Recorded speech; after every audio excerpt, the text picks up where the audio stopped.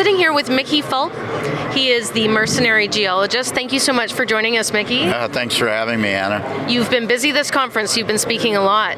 All of a sudden, I ended up with 5 speaking appearances here, a couple of new ones after I showed up. But yeah, I've been busy and lots of interviews, lots of camera time, and I embrace that. Wonderful. Well, listen, you were speaking earlier about peak gold. Can you elaborate a little bit on that?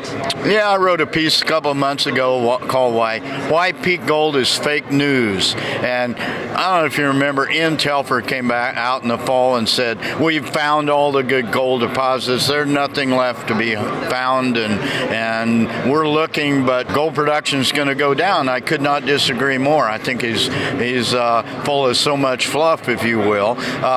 He's right about one fact. The major gold miners have reached their peak gold, including Goldcorp. He's the chairman of the board. And they've all gone downhill over the last dozen years. Meanwhile, you got these mid-tiers building up. You've got new gold companies, a plethora of new gold producers. And last year, we produced all-time record high for gold, 3,150 tons. That's 98 million ounces of gold. So, and we've been going straight up since 2008. So it reminds me of the peak oil concept of 2010, 2011, and that was a fallacy, and so the whole thing comes down, it's fake news. Well, I think everyone here today would like to see that happen, definitely in the next year. Do you have any time frame on when you see that happening? It's not going to happen. I'm calling foul. It's not going to happen. You know? Fair enough. This idea that gold production, we've reached the peak and we're going to go down, down, and down, and we'll never find enough gold to satisfy demand. Well, if it gets to the point that we're not finding enough gold, what happens? The price goes up, and things that weren't economic 10 years ago become economic today or tomorrow. It's just supply-demand fundamentals. Well, and I think it's nice when these markets correct a little bit and we can start supporting the juniors to go out and do more exploration work. Well, and exploration budgets, your point's well taken. They were down since 2012 when we reached a peak. All-in exploration's more than gold, but all-in non-ferrous metal, $21 billion, and it went down as low as 8, and last year, if memory serves, it's somewhere about $12 billion, so starting to come back up.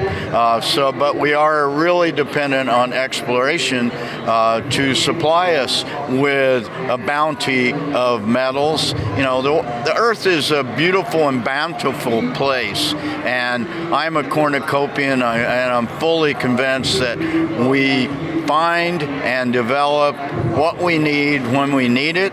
If we don't find enough, we'll develop a substitute, or we will develop a technology where we will use less of it. Mickey, is there any standouts that you are looking at for 2019 that you think will stick out above the rest?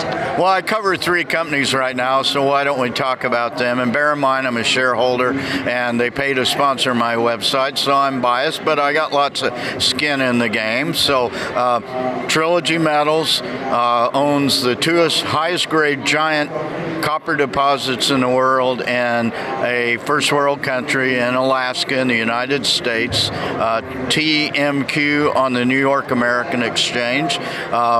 Ely Gold Royalties is a new startup, relatively new royalty company, hybrid prospect generator with 77 properties in Nevada. They will have 2 new royalties starting to produce cash flow in 2019. And finally, I'll mention Gold Mining Inc., GOLD, on the big board in Toronto. One of Amir Adnani's companies, and we picked that stock. Once again, we've done in and out of that stock for a stock pick multiple times. We picked it at 79 cents for tax loss season buy. It went to 71, and right after the first year, it reached $1.03. So you've got a nice little profit of 25 to 40%, depending on when you bought and sold that stock. Those are nice wins when those happen. Yep, absolutely. Thank you so much for joining us today, Mickey. Nice to meet you. All right, thank you, Anna.